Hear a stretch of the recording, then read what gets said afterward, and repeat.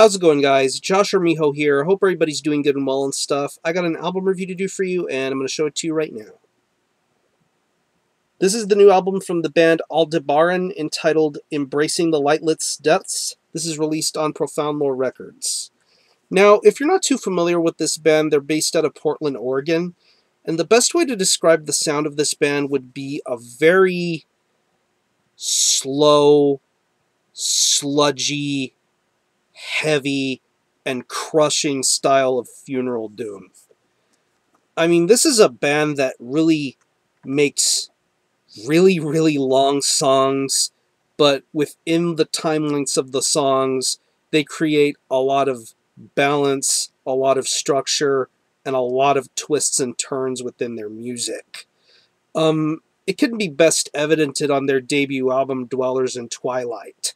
That album was only 3 tracks, but I want to say it ran about almost 46 to almost 50 minutes in length.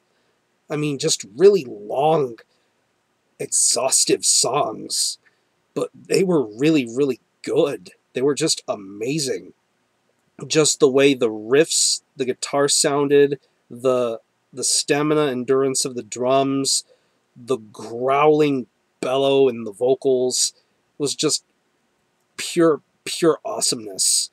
And really, this is a band that relies a lot on their ideas and their lyrical content, because if I'm not mistaken, Aldebaran is a red star in the constellation of Taurus. Taurus being one of the astrological signs.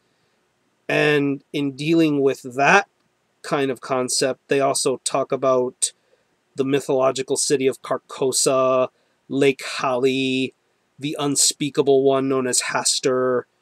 Very respectful to horror and science fiction. That's the kind of lyrical content they delve into, and it's really neat.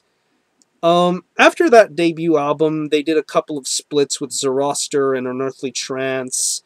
They came out with an EP, and now 5 years later, 7, 8, 9, 10, yeah, 5 years later, we get their new album, Embracing the Lightless Depths. It's 5 tracks, but it runs a very long 66 minutes in length, and what this album does is it branches itself out. It starts off with an instrumentation, followed by a song, then another instrumentation. They're known as occultations on this album. Another song, and then the final track. The 2 songs that are on this album, Forever in the Dream of Death and Sentinel of a Sunless Abyss, are very long. 25 minutes and 29.5 minutes, respectively. Both songs are very long, but both songs have such amazing structure to them. Amazing structure. Just how slowly it starts to build up and build up and build up until it gets to where it's just absolutely punishing and heavy and powerful. The guitars on this album really show that. Just amazing guitar work. I love the way that the riffs sound whenever they start to get calm, to where they build up to start to become a lot more heavier and a lot more subdued. I mean, the heavier moments on this album where you hear the high-end riffs sound as heavy as they are, then back to being quiet again and creeping up and slowly building up to where it returns to being heavy again. It's just jaw-dropping. Really solid stuff. It almost kind of reminds me of Lynyrd Skynyrd in a way. And in a way, it reminds me of the Last Wake album, Rest. Just the way those guitar riffs sound, just how heavy and murky they sounded. It kind of reminds me of that on here, but a little bit better. I take that back. A lot better. Bass-wise, it's a very good, solid bass tone. Very warm, very heavy, audible enough to where you can hear it and feel it. It's a very well-suited bass guitar performance. I really love the way that it sounds and the way that it's mixed. Drum-wise, the drums are very, very slow and methodically paced throughout this album, but that's the way it's intended to be. It's not intended to really just speed up or become fast. It takes its dear sweet time, and in doing so, the drums are just absolutely phenomenal.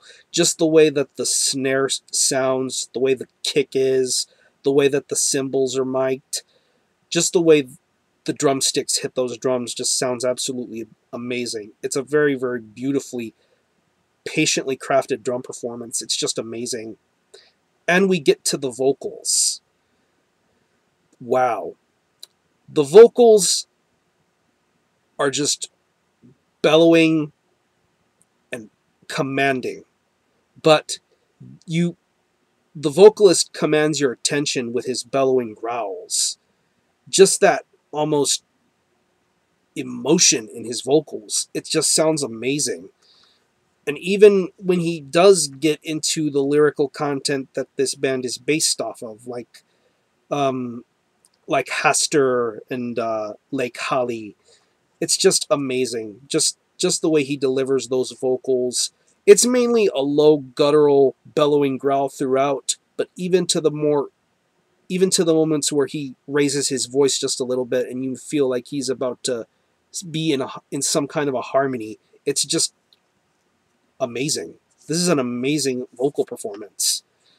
And like I said about the occultations, the interludes, they really help build up this album nicely. Like the Holly's Gates occultation, it's very, very calming and moody. Same can be said for Ocular Tari and the final track, Dim Carcosa. It's really, really, it really does set the mood and blend you in. This is an album that you really need to make a time and a place to listen to it. You can't just throw it on right away thinking that it's going to be an easy listen. This is very, very challenging. It's challenging for the song lengths. It's challenging for the way the music is played. But if you make it through this, this is just absolutely fantastic, and it is one of the best albums of this year by far. So I'm going to show you the album again. This is Embracing the Lightless Depths by Aldebaran. This is released on Profound Low Records. Pick this up, and this gets a 9 out of 10. Amazing. Check out Aldebaran. I'm going to conclude this review. Thanks a lot for watching. Thanks for checking out my channel, and until the next time, Army Hoa.